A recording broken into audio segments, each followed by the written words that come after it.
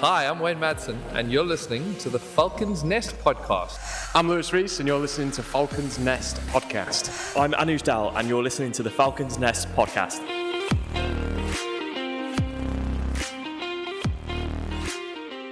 Welcome back to the Falcons Nest podcast.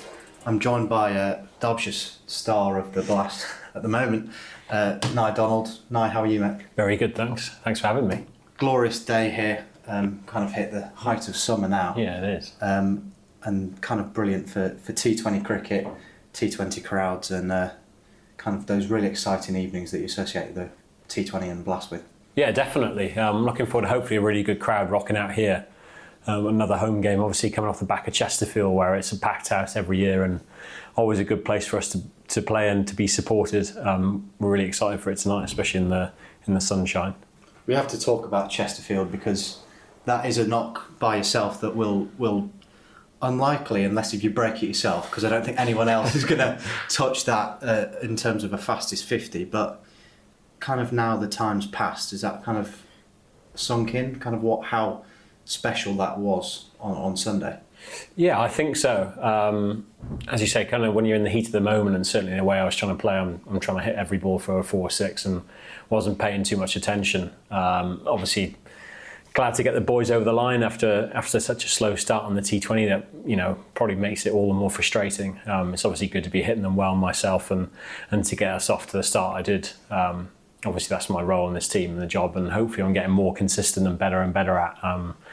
And yeah, just looking back, still disappointed I missed that 12th ball. I was trying to say to the guys the other day that there was normally we have the LED scoreboards here with every information you could ask for. There they didn't have the balls faced or anything like that, so I wasn't particularly aware. And when I missed that ball on my legs on the 12th ball, I ran down the other end and thought, actually I might have been pretty close to something there.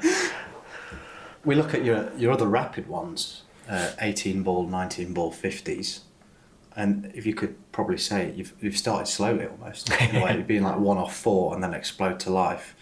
Don Best kind of really took the brunt of it at Queen's Park. In your mind, does it literally just go out and obviously hit the gaps? You can take advantage of the power play. Is it just go out and try and score as many runs as quickly as possible?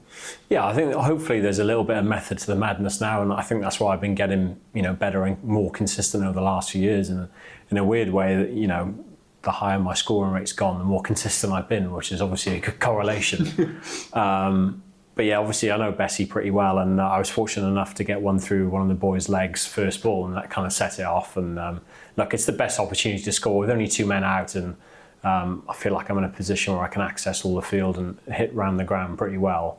I kind of feel like it's my best chance. If I put pressure on them, I'm going to bat the best I can, and it puts the opposition under the most pressure. So yeah, it's something I worked on, and kind of certainly my hitting technique and the technique and the thought that goes into it. I like to think there's some rhyme to the reason now, and hopefully, long may it continue that I keep being kind of consistently successful. You talk about consistency, and it's probably a word that you'd maybe associate with the batting style of someone like Wayne Madsen. And no disrespect to him, 150 this year, you've got 4 and have been blitzed. I mean, the consistency in probably what you'd say a very high risk, high reward strategy, it's been quite frankly outstanding so far this year on a personal level. Yeah, definitely. And off the back of what was my best T20 season last year, ever since I've been able to come play here at the Co-op Central County Ground, where we're at now. Make sure I get that right. It seems like my game's kind of gone to the next level. We play on really good surfaces here. Chesney was a really good surface, and that kind of consistency is something I've always been striving for. I think I've been lucky in my game that the top end's never really been in question. It's about how often I can do it. And as I said there, for some reason, and I like to think there's some tactic to it now that I'm getting more consistent the more I try to go out there and play all my shots and kind of trust my gut really. I feel like tactically I'm reading the game pretty well at the minute, and obviously my swing's in a good place as well. 6 of the 10 fastest T20 50s. You a guy who looks at numbers? Because this year, most 6 in the Blast, 23, which is as many as you scored last year. Joint most 50s, highest strike rate of anyone who's faced a ball in the Blast currently right now. I mean, it's frankly remarkable. And then also, I think it was a very niche one of you've got the highest percentage of runs in 4s and 6s in your knock at Chesterfield. Are you someone who kind of crunches those numbers? Because I know there are a lot of people who can be really number obsessed. Is that a thing that you kind of look at or not too much? Yeah, definitely. Well, when it's going well, I look at them. Otherwise, I'm trying to avoid them.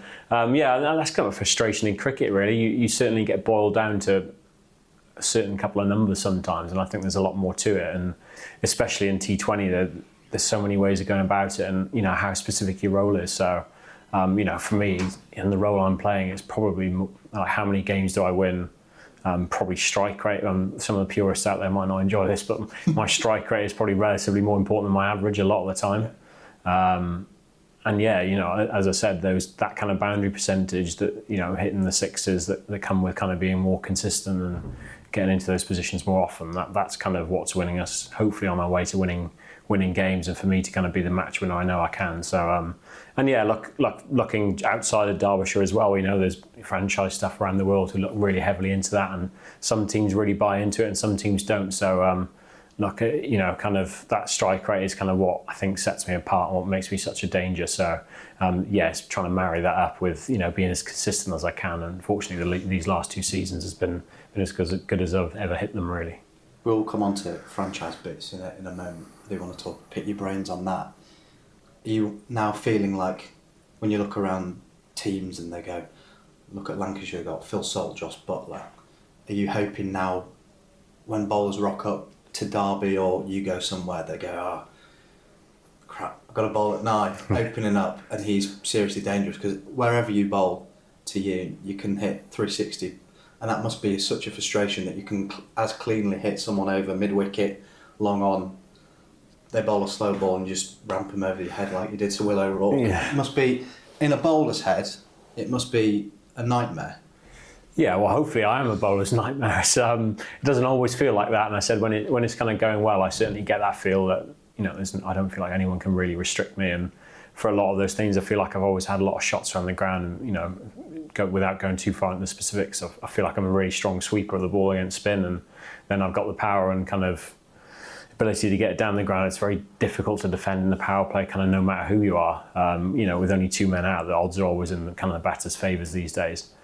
And yeah, that's the thing really. It's trying to open up the pitch as much as I can and put as much pressure on I can. And hopefully we are going into games now where, I'm the danger man, and that's certainly the place I want to be. That usually means you're the guy kind of leading the charge and hopefully winning the most games for your side. So there's always that added pressure. I'm sure as you kind of come and go, and the more I play and the more people see me in the North group, they'll try and figure me out. So it's about continuing evolving and kind of adding to those shots as kind of each year certainly changes, where I'm hitting the ball and where people are bowling to me. So you've got to keep consistently adapt, I think, to stay at the top, really. Yeah, it's been a disappointing season, but kind of this episode talking about you. Moving on to kind of a big thing close to your heart. Read a few interviews when people have been talking about the English team. It's just the England and Wales Cricket Board, and you got an opportunity this year to play for Wales. I did, yeah. Roll back the years. I guess as a proud Welshman, and obviously grown up at Glamorgan, as Mika Richards would say, burst onto the scene with a knock against Derbyshire. How special was that kind of for you to be able to do that? Yeah, it was really cool actually, and with our very topical thing, our schedule at the minute, it doesn't allow for too much outside of the county grind, certainly between March and October. But where I was at with my injury and the way the couple of the Wales Minor Counties T20s lined up, it was the perfect opportunity. And Matt Thompson in charge got in touch and said, look, you're still registered. I just want to flag it up if there's any other chance you fancy a game. And funnily enough, there was a perfect opportunity. I think it was the Sunday kind of before the T20 started, where I kind of just made it match fit and was only going to be able to get in maybe one second team game before the first game. It kind of matched up perfectly. And yeah, it's really proud. And that England-Wales cricket board, sometimes the Wales gets dropped more often than not, but that's probably down to ourselves really. certainly the kind of country and the talent there is at the lower end of the game. We really hope we'd have guys kind of competing a bit more at the top, and I'm sure that's something they're trying to rectify back home. And you see Phil Salt, who we like to claim as a North Walian, and there's many other guys who kind of have a loose connect there. But yeah, it's disappointing kind of on that end. I think the last guy would have been Simon Jones, probably the last to play. And we produced some unbelievable international cricketers, and yeah, it's always on the back of your mind and trying to fly the Welsh flag as much as you can in county cricket. There's a couple of decent players out there. I know Kieran Carlson at Glamorgan now has been a genius for a long time, coming as a young lad, and he's really flying the flag there. So yeah, it's always a proud moment for me, and nice to, as I like to remind the guys, I felt like I got another couple of international caps against Bedfordshire. Against Bedford. Yeah, the most glamorous principality out there. Your career has been, I'd probably say, looking on the outside, disappointing on a personal level. I'm talking about the injuries that you've sustained. You've spoken about it at length, but do you feel coming to Derbyshire now, the consistency maybe come from role clarity? Mickey harps on about role clarity, and you can kind of understand that as a batter like yourself, if you're coming into a team at Hampshire, you're opening one week and then not playing, batting at 6, you've got that licence to know that you're going to be in the team for 14 games for Derbyshire here, opening the batting, you know what your role is to do. Do you feel like that's kind of really helped you? Yeah, absolutely. For a lot of those reasons you mentioned there, coming here and being the guy to lead the charge, and as you're talking about kind of becoming that main guy, I want to be the first name on the team sheet and kind of the best T20 player I can be, and for myself and the club. And that's something I've always strived for. And as you said, I haven't really found that consistency through a number of reasons. As you touched on my kind of injuries and the time it takes to get back, not just literally to fitness where I can be on the park, but getting back to that match mentality and going through all those skills. And I was unbelievably blessed to be at Hampshire. We were an unbelievable T20 side and won trophies, and we're in multiple finals across both 50 over and T20. But you certainly felt like it was my job to always play second fiddle to Vincey at the top and the guys around me, and that was my role. And I certainly bought into it, and I was grateful for that opportunity. I'd do it again in a heartbeat in that sense, where it was up to me to try and break the game open for the guys who are better than me. There's not many guys out there that I've seen better than James Vince, and it's certainly a different dynamic. But I think now, as I've kind of matured and I've kind of got a consistent game time and a consistent method, it's hopefully kind of my time to be the guy and win as many games as I can, and you never know what will happen from there. Scrolling back to when you played for England under-19s, you really raved about Michael Vaughan. It talked about you potentially captaining England in the future. To then be where you are now, have suffered those injuries, which has clearly held you back. How do you kind of deal with that? 19, 18-year-old lad is being tipped by a guy who I presume you grew up watching in 2005 Ashes. Absolutely. Idolised, saying stuff like that. I don't know how you can kind of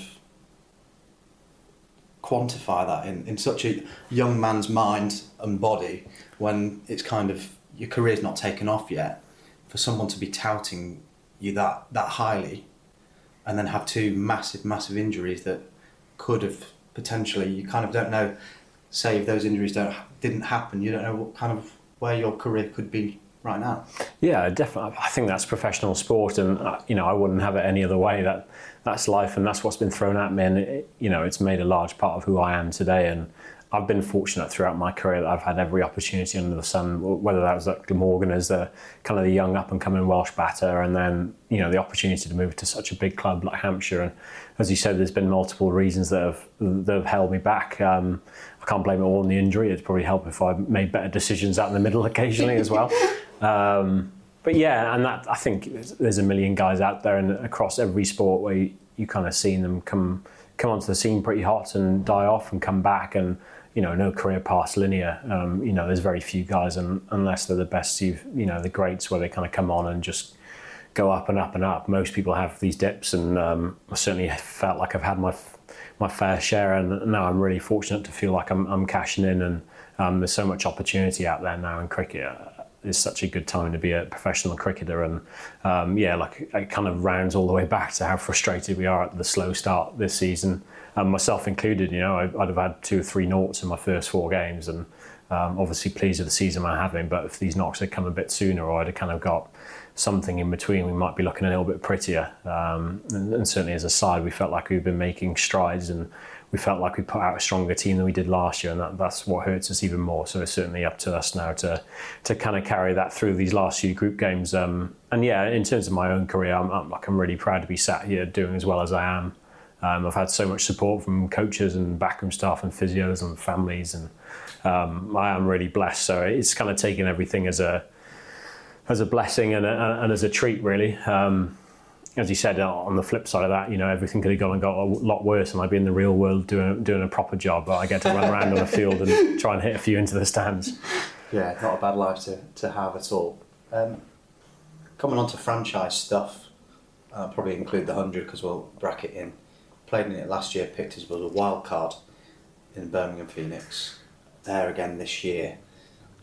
Some of the Derbyshire supporters listening to this might think, 100 is a bit of nonsense really in terms of a format, but for players, the opportunity, not just monetary value, but to kind of propel you onto what you could call a world stage really, now that IPL owners, kind of investors all around the world are buying the teams, for you to be on that platform, is that where you're kind of really hoping that you can replicate your Derbyshire form this summer as well? Yeah, absolutely. It's you know, you got to see it as kind of the next rung on the ladder, if you like. It's especially last year, the wildcard pick, it's kind of a reward for, as a player, it's a reward for doing really well here and for my county, which is always the main attraction and main pull.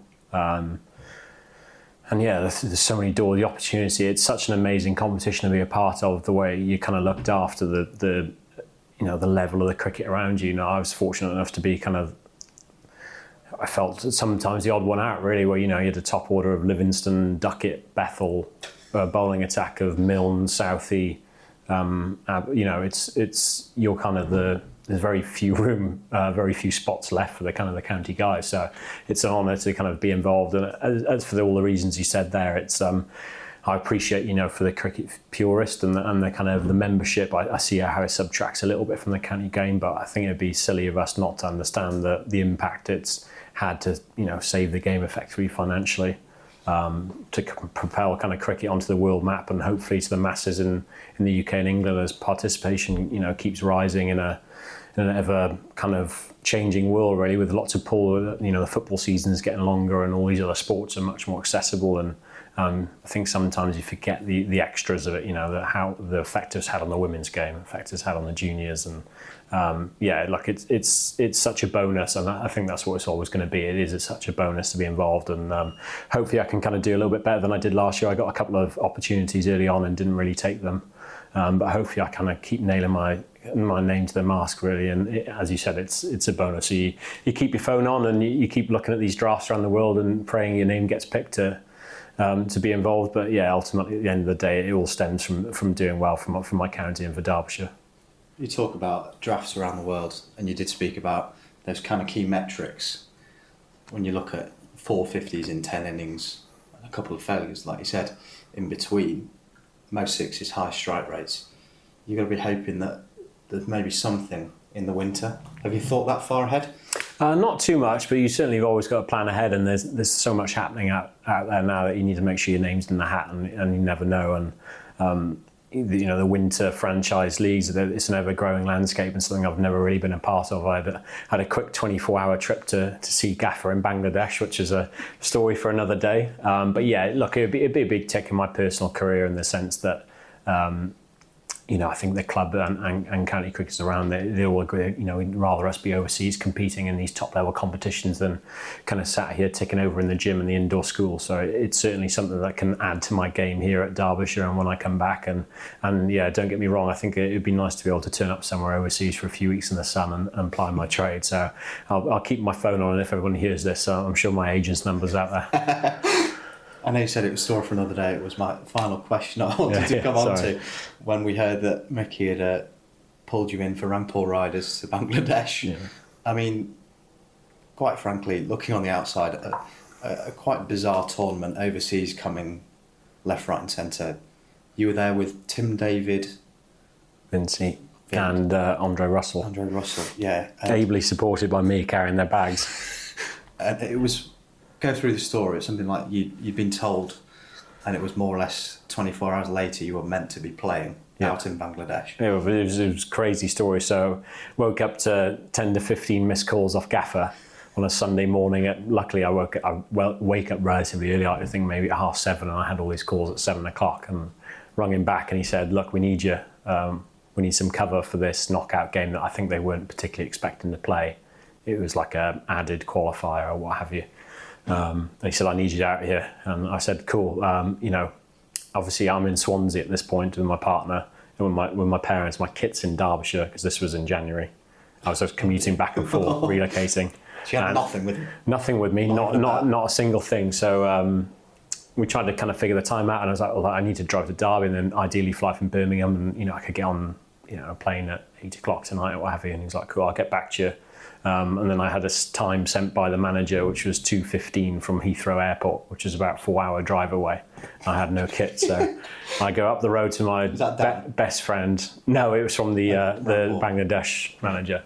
Had the phone call, rang my brother who met me on the motorway with his kit, the most of which I'd lent him. I went up to my best mate up the road to grab some spikes and a helmet and packed it all off, and my partner drove me down to Heathrow. I got there with probably 2 hours to spare. At this time, it was obviously a Sunday afternoon. You need permission from the ECB via an NOC. So I was obviously then in touch with my agent and them trying to get that sorted. And then, through all this, it probably wasn't particularly clear to me at the time, but I thought I was going to arrive at some point the next morning to play in that evening. And what I didn't realise, I was pretty much going to arrive to go straight to the ground. Proceeding then to, I think I had a 30-minute changeover in Doha, of which I had to pretty much run 2 kilometres through the airport at 3 a.m. in the morning, and then arrive on the ground where we were delayed for Smog. So us and the other overseas who turned up, as you mentioned, we were all delayed at the airport with our visas and with the Smog because we were circling. We took an extra hour to land. I think we landed at 11 o'clock and the game was maybe 1:30. So we had to get a police escort straight through security, straight to the hotel, change, get our kit on. I think we turned up and I wasn't playing without taking over forever on this podcast. I was cover for the guys who were coming straight from the IL. So luckily I was talking to Vinci on the flight over. And he said he was going to make it in time because they got knocked out and they got straight on a plane overnight, the same thing. So I kind of knew I wasn't going to play. I was just cover for those guys. And yeah, the rest was history. We didn't play particularly well. No, I seem to remember the top order. Yes, just go, like big, dominoes. The big boys, yeah. And as I said, I can imagine performing after flying straight overnight with no sleep for 24 hours is ideal. It didn't go particularly well, and those boys were probably back on the plane that evening, and I flew the next morning. So it was a good story to tell, and it's done the rounds now. But a great experience, and I was blessed that Gaffer's pushing my name, and that Rangpur were happy to have me. So hopefully there's room to have me for a little bit longer this winter. Talk about the bad kind of when we have to deal with double headers. Yeah, exactly. That is pretty tough. Yeah, you've got a flight from Heathrow to 14 hours in the air to turn up at the ground wasn't ideal. So maybe I'll get my opportunity this winter. And hopefully with a bit more notice. Yeah, that's the plan. A bit that's longer the plan, in the country. I'll tell Gaffer to give me a call maybe at least 2 days before this time. Well, Nye, it's been a pleasure. Hopefully speak to you soon. And hopefully either before or after a kind of blitzing winter of success. That'd be nice. Thank you very much.